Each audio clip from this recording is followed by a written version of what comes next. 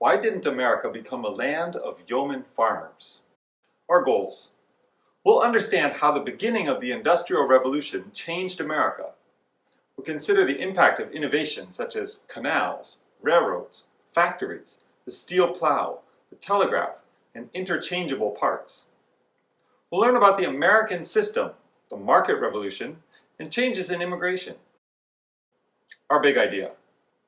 The Industrial Revolution began in the early 1800s and led to major changes in transportation, communication, manufacturing, and the way the economy worked. Let's get started with our introduction. Thomas Jefferson had dreamed of America as a land of independent, self-sufficient, noble farmers. In Jefferson's mind, these yeoman farmers, as he called them, were the bedrock of a truly democratic society. They were connected to the land, did not rely on others, and would form the foundation of a pure, uncorrupted base of voters to wisely guide the nation. Unlike the merchants, traders, and artisans, and factory workers of Alexander Hamilton's America, they could not be manipulated or coerced. We know, of course, that Jefferson's vision for America did not come to pass. It is a Hamiltonian world that we live in. Why is this? How did it happen that commerce, industry, banking, and trade toppled noble agriculture as the preeminent pillar of American society? Why didn't America become a land of yeoman farmers? The Canal Era. Ever since the days of Jamestown and Plymouth, America was moving west. Trailblazers had first hewn their way on foot and by horseback, homesteaders followed by wagon and either keelboat or barge boat, bringing their possessions with them. Yet real growth in the movement of people and goods west started with the canal. For over 100 years, people had dreamed of building a canal across New York that would connect the Great Lakes to the Hudson River, New York City, and the Atlantic Ocean. After unsuccessfully seeking federal government assistance, DeWitt Clinton successfully petitioned the New York State Legislature to build the canal and bring that dream to reality. Clinton's ditch, his critics called it. Construction began in 1817 and was completed in 1825. The canal spanned 350 miles between the Great Lakes and the Hudson River and was an immediate success. Between its completion and its closure in 1882, it returned over $121 million in revenues on an original cost of $7 million. Its success led to the Great Canal Age. By bringing the Great Lakes within reach of a metropolitan market, the Erie Canal opened up the unsettled northern regions of the old Northwest Territory, Ohio, Indiana, Michigan, Wisconsin, and Illinois. It also fostered the development of many small industrial companies whose products were used in the construction and operation of the canal. New York City became the principal gateway to the West and financial center for the nation. The Erie Canal was also in part responsible for the creation of strong bonds between the new Western territories and the northern states. The flatlands of the West were cleared, plowed, and turned into productive farmland. The canal enabled the farmers to send their goods to New England. With food being produced elsewhere and brought to consumers by canal, fewer subsistence farmers were needed in the north to feed the population. Many farmers left for jobs in the factories. Pennsylvanians were shocked to find that the cheapest route to Pittsburgh was by way of New York City, up the Hudson River, across New York by the Erie Canal to the Great Lakes, with only a short overland trip from Lake Erie to Pittsburgh. When it became evident that little help for state improvements could be expected from the federal government, other states followed New York in constructing canals. Ohio built a canal in 1834 to link the Great Lakes with the Mississippi Valley. As a result of Ohio's investment, Cleveland rose from a frontier village to a Great Lakes port by 1850. With the canal, Cincinnati could send food products down the Ohio and Mississippi by flatboat and steamboat and ship flour by canal boat to New York. Spurred on by their neighbors, leaders in Pennsylvania put through a great portage canal system to Pittsburgh. It used a series of inclined planes and stationary steam engines to transport canal boats up and over the Allegheny Mountains on rails. At its peak, Pennsylvania had almost 1,000 miles of canals in operation. By the 1830s, the country had a complete water route from New York City to New Orleans, and by 1840, over 3,000 miles of canals had been built. Yet within 20 years, a new mode of transportation, the railroad, would put most of them out of business. Early railroads. The development of railroads was one of the most important phenomena of the Industrial Revolution. With their formation, construction, and operation, they brought profound social, economic, and political change. Over the next 50 years, America would come to see magnificent bridges and other structures on which trains would run, awesome depots, ruthless rail magnates, and the majesty of rail locomotives crossing the country. The railroad was first developed in Great Britain. A man named George Stephenson successfully applied the steam technology of the day and created the world's first successful locomotive. The first engines used in the United States were purchased from the Stephenson Works in England. Even rails were largely imported from England until the Civil War. Americans who had visited England to see new steam locomotives were impressed that railroads dropped the cost of shipping by carriage by 60 to 70%. Baltimore, the third largest city in the nation in 1827, had not invested in a canal. Yet Baltimore was 200 miles closer to the frontier than New York and soon recognized that the development of a railway could make the city competitive with New York and the Erie Canal in transporting people and goods to the west. The result was the Baltimore and Ohio Railroad, the first railroad chartered in the United States. There were great parades on the day the construction started. On July 4, 1828, the first spade full of earth was turned over by the last surviving signer of the Declaration of Independence, 91-year-old Charles Carroll. New railroads came swiftly. In 1830, the South Carolina Canal and Railroad Company was formed to draw trade from the interior of the state. It had a steam locomotive built at the West Point Foundry in New York City called the Best Friend of Charleston, the first steam locomotive to be built for sale in the United States. A year later, the Mohawk and Hudson Railroad reduced a 40-mile wandering canal trip that took all day to accomplish to a 17-mile trip that took less than an hour. Its first steam engine was named the DeWitt Clinton after the builder of the Erie Canal. Although the first railroads were successful, attempts to finance new ones failed at first as opposition was mounted by turnpike operators, canal companies, stagecoach companies, and wagon drivers, tavern owners, and innkeepers whose businesses were threatened. Sometimes opposition turned to violence. Religious leaders decried railroads as sacrilegious, but the economic benefits of the railroad won over the skeptics. A note on railroad names. Most railroads were named after the two places they connected, or where they generally operated. For example, the Baltimore and Ohio Railroad line went between the city of Baltimore in Maryland and the state of Ohio. To simplify things, most people began calling the railroads by their initials, and the companies themselves used their initials on the sides of locomotives and railroad cars. Everyone knew, for example, what the B&O was. Inventors and inventions. A nation becomes great because of great people.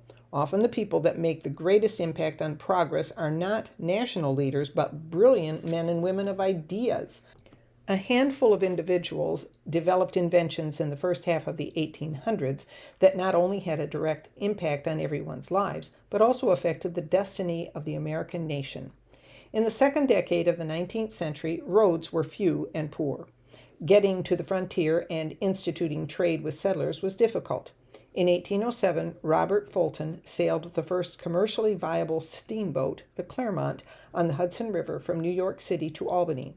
Steamboats could sail upstream against the current. Before Fulton's innovation, merchants in the North built flatboats that they loaded with goods and floated with the current downstream. After unloading, they sold the boats for scrap wood and proceeded home overland, since there was no way to propel a flatboat upriver.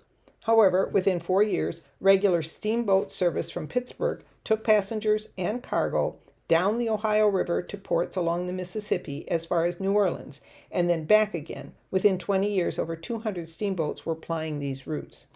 While New England was moving to mechanize manufacturing, others were working to mechanize agriculture. Cyrus McCormick wanted to design equipment that would simplify farmers' work, In 1831, he invented a horse-drawn reaper to harvest grain and started selling it to others in 1840. It allowed the farmer to do 5 times the amount of harvesting in a day than they could by hand using a scythe. By 1851, his company was the largest producer of farm equipment in the world. In 1837, John Deere made the first commercially successful riding plow. Deere's steel plow allowed farmers to turn heavy, gummy prairie sod easily, which stuck to the older wooden and iron plows. His inventions made farming less physically demanding. During the Civil War, 25 years later, women and young children of the South would use these devices when the men were away at war. Another notable American inventor was Samuel Morse, who invented the telegraph and Morse code. Morse was an artist, having a great deal of difficulty making enough money to make ends meet. He started pursuing other business opportunities that would allow him to continue his work as an artist. Out of these efforts came the telegraph, a machine that sent electrical signals over wires. His code was a set of long and short pulses that represented each letter of the alphabet and the numbers 0 to 9. A telegraph operator at one end tapped out a message in code, and at the other end, another operator listed and decoded the message onto paper. With the completion of the first telegraph line between Baltimore and Washington in 1844, almost instant communication between distant places in the country was possible. The man who was responsible for building this first telegraph line was Ezra Cornell, later the founder of Cornell University. It was not long before there were telegraph offices in almost every town, and young boys were seen riding their bikes to deliver the messages the office received. Telegraph companies eventually went into the financial business as well. People could pay the company at one office and wire money to their family, friends, or business associates far away, where that telegraph office would take their cash on hand and deliver it, all for a fee, of course. The most famous of these companies was the ubiquitous Western Union. Charles Goodyear invented one of the most important chemical processes of the century. Natural rubber is brittle when cold and sticky when warm. In 1844, Goodyear received a patent for developing a method of treating rubber called vulcanization, which made it strong and supple when hot or cold. Although the process was instrumental in the development of tires used on bicycles and automobiles, the fruit of this technology came too late for Goodyear, and he died a poor man. Perhaps no one had as great an impact on the development of the industrial North as Eli Whitney. Whitney lived in an age where an artisan would handcraft each part of every gun.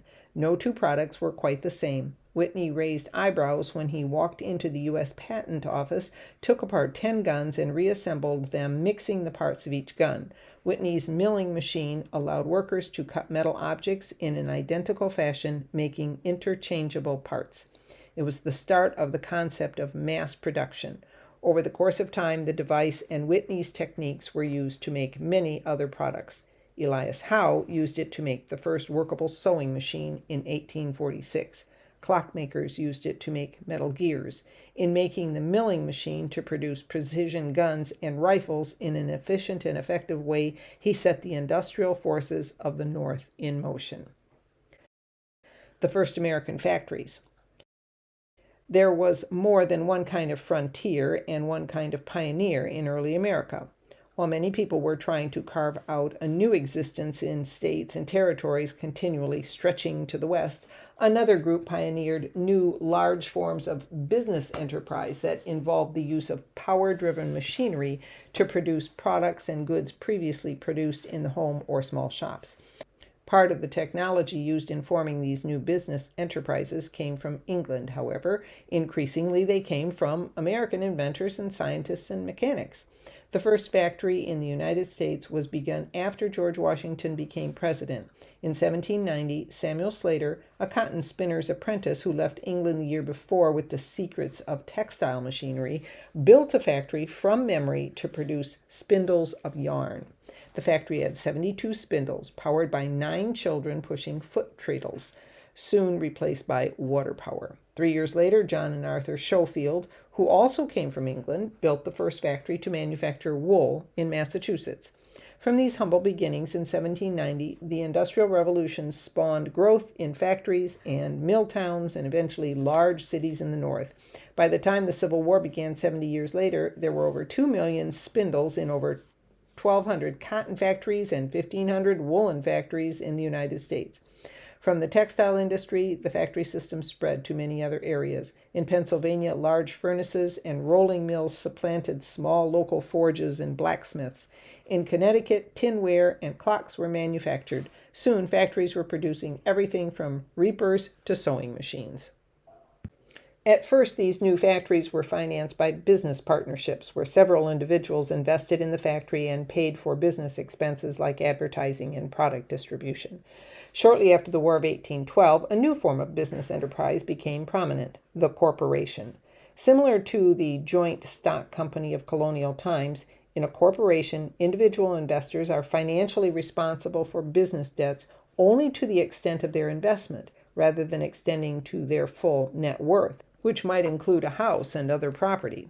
First used by bankers and builders, the corporations spread to manufacturing. In 1813, Francis Cabot Lowell combined financing from both family members and other investors and formed the Boston Manufacturing Company to build America's first integrated textile factory, which performed every operation necessary to transform cotton lint into finished cloth. Francis Cabot Lowell and his associates hoped to avoid the worst evils of British industry. They built their production facilities at Waltham, Massachusetts. To work in the textile mills, Lowell hired young, unmarried women from New England farms. The mill girls were chaperoned by matrons and were held to a strict curfew and moral code. He chartered additional companies in Massachusetts and New Hampshire that replicated their idea. Other entrepreneurs copied their corporation model, and by 1840, the corporate manufacturer was commonplace. Although the work was tedious, 12 hours per day, 6 days per week, many women enjoyed a sense of independence they had not known on the farm. The wages were triple the going rate they could earn as domestic servants. The impact of the creation of all these factories and corporations was to drive people from rural areas to the cities where factories were located. During the 1840s, the population of the country as a whole increased by 36%. The population of towns and cities of 8,000 or more increased by 90%. With a huge and growing market of customers, the corporation became the central force in America's economic growth. Changes brought about by improved transportation, communication, production, and business organization led to a shift historians call the market revolution. Americans could now buy and sell products far from where they lived. Subsistence farming decreased. Fewer people worked for themselves. If food could be transported, cities were possible where no one was a farmer. The market revolution was by no means an overnight occurrence, but the nature of American production, consumption, and commerce was radically different at the outset of the Civil War in 1860 than what it had been at the end of the War of 1812. Irish and German immigration. In the middle half of the 19th century, more than one half of the population of Ireland immigrated to the United States. So did an equal number of Germans. Most of them came because of civil unrest, severe unemployment, or almost inconceivable hardships at home. This wave of immigration affected almost every city and almost every person in America. From 1820 to 1870, over 7.5 million immigrants came to the United States, more than the entire population of the country in 1810. Nearly all of them came from Northern and Western Europe, about a third from Ireland and almost a third from Germany. Burgeoning companies were able to absorb anyone who wanted to work. Immigrants built canals and constructed railroads. They became involved in almost every labor-intensive endeavor in the country. They built much of the country. In Ireland, almost half the population lived on farms that produced little income. Because of their poverty, most Irish people depended on potatoes for food. When this crop failed 3 years in succession, and when mold destroyed potatoes stored for the winters, it led to the Great Famine with horrendous consequences. Over 750,000 people starved to death. Over 2 million Irish eventually moved to the United States seeking relief from their desolated country. Impoverished, the Irish could not buy property. Instead, they congregated in the cities where they landed. almost all in the northeastern United States. Today, Ireland has just half the population it did in the early 1840s, and there are more Irish Americans than there are people in the whole of Ireland itself. In the decade from 1845 to 1855, more than 1 million Germans fled to the United States to escape economic hardship.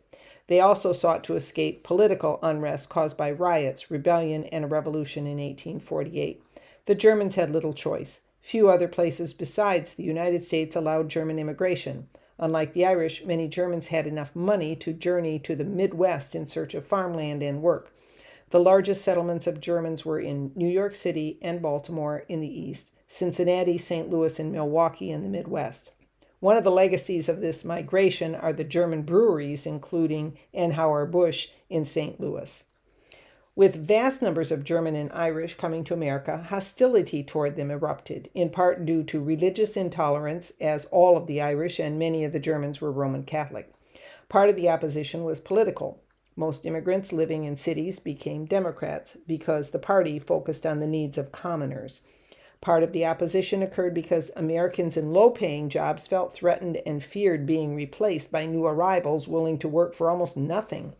Signs that read NINA, No Irish Need Apply, sprang up throughout the country. Ethnic and anti-Catholic rioting occurred in many northern cities, the largest occurring in Philadelphia in 1844 during a period of economic depression.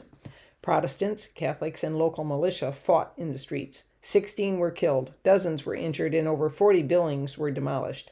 Nativist political parties sprang up almost overnight. The most influential of these parties, the Know Nothing Party, was anti-Catholic and wanted to extend the amount of time it took immigrants to become citizens and voters. They also wanted to prevent foreign-born people from ever holding public office. Economic recovery after the 1844 Depression reduced the number of serious confrontations for a time, as the country needed all the labor it could get and competition for jobs decreased. But nativism returned in the 1850s with a vengeance. In the 1854 elections, nativists won control of state governments in Massachusetts, Connecticut, Rhode Island, New Hampshire, and California. They won elections in Maryland and Kentucky and took 45% of the vote in 5 other states. The American System. From his entry into politics in the first decade of the 1800s until his death in 1852, Henry Clay was a dominating force in American politics. A champion of the interests of the West and leader of the Whig Party, Clay served as both Secretary of State and Speaker of the House of Representatives. He was involved in or responsible for many of the most important pieces of legislation during the first half of the 1800s. During the Industrial Revolution, Clay championed what was known as the American System of high tariffs, a national bank, and federally sponsored internal improvements of canals and roads. Once in office, President John Quincy Adams embraced Clay's American System and proposed a national university and naval academy to train future leaders of the Republic. Clay envisioned a broad range of internal transportation improvements. Using the proceeds from land sales in the West, Adams endorsed the creation of roads and canals to facilitate commerce and the advance of settlement in the West. Many in Congress vigorously opposed federal funding of the internal improvements, citing, among other reasons, that the Constitution did not give the federal government the power to fund these projects. And the president's opponents smelled elitism in these proposals and pounced on what they viewed as the administration's catering to a small, privileged class at the expense of ordinary citizens. However, in the end, Adams succeeded in extending the Cumberland Road into Ohio. He also broke ground for the Chesapeake and Ohio Canal on July 4, 1828. Tariffs, which both Clay and Adams promoted, were not a novel idea. Since the birth of the Republic, they had been seen as a way to advance domestic manufacturing by making imports more expensive. Congress had approved a tariff in 1789, and Alexander Hamilton had proposed a protective tariff in 1790. Congress also passed tariffs in 1816 and 1824. Clay spearheaded the drive for the federal government to impose high tariffs. If imported goods were more expensive than domestic goods, then people would buy American-made goods. President Adams wished to promote manufacturing, especially in his home region of New England. To that end, in 1828, he proposed a high tariff on imported goods amounting to 50% of their value. The tariff raised questions about how power should be distributed, causing a fiery debate between those who supported states' rights and those who supported the expanded power of the federal government.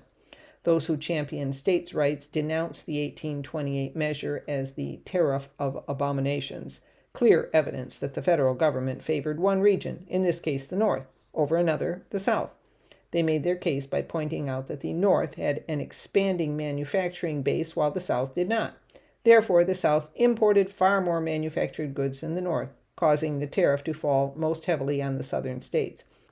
The enactment of the tariff led to the nullification crisis, one of the most severe tests of the Union before the Civil War.